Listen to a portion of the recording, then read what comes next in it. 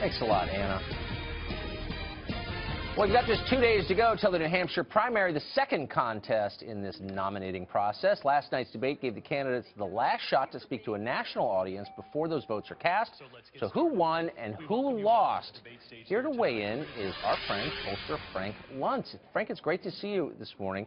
You get, if you're here, as you know, since you've spent so many years doing this, you can be a little bit too close to it sometimes. It's hard to get perspective on how it actually looks to people watching. So what was your, who won, if anyone, last night, would you say?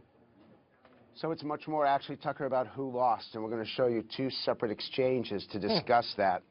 And it was the front runners who did badly in the exchanges with other candidates. The first one I want to start with is Chris Christie and Marco Rubio. Arguably, last night was Marco Rubio's worst debate performance, and when we show you, what we're about to show you is the reason why. Let's take a look.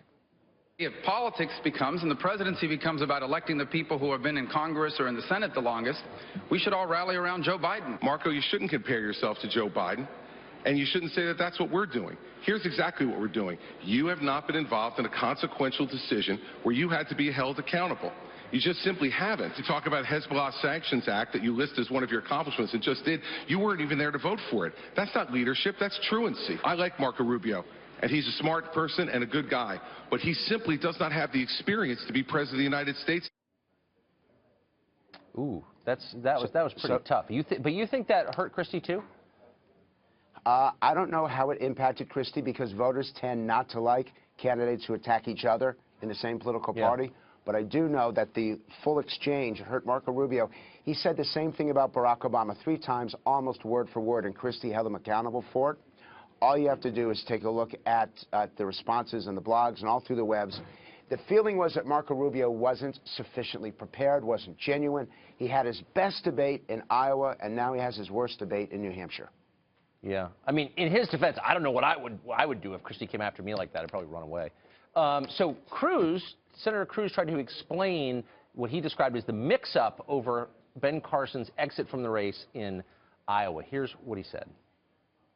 On Monday night, about 6:30 p.m., CNN reported that Ben was not going from Iowa to New Hampshire or South Carolina. Rather, he was, quote, taking a break from campaigning. CNN reported on that. They didn't correct that story until 9:15 that night. When this transpired, I apologized to him then, and I do so now. So it's CNN's fault. Is that believable? He's blaming CNN, but the issue is that Ben Carson voters believe that they were mistreated, and anytime you have to talk about a negative, you've got a problem. Tucker, I want to raise a point because I got a phone call from one of Jeb Bush's top fundraisers, someone who would be knowledgeable to many of your viewers, and was very angry about the focus group so far and the way Jeb Bush has been treated. So let me be clear. He probably is the most qualified candidate on the Republican side to be president. He was an outstanding governor of Florida, and he deserves our respect. He's got the worst ads of anyone in this election cycle, and his debate performances versus Donald Trump have not been good. It is not the fault of the pollster. It is the fault of the candidate if the candidate doesn't do well in these debates and only gets 3% in Iowa. Jeb Bush deserves our respect, but he's not generating the votes. And I'm sorry, Bush fundraisers, it's the campaign, not the pollsters and the focus groups that are making the difference. I always blame the pollster, but that may just be me. Frank Luntz, great to see you.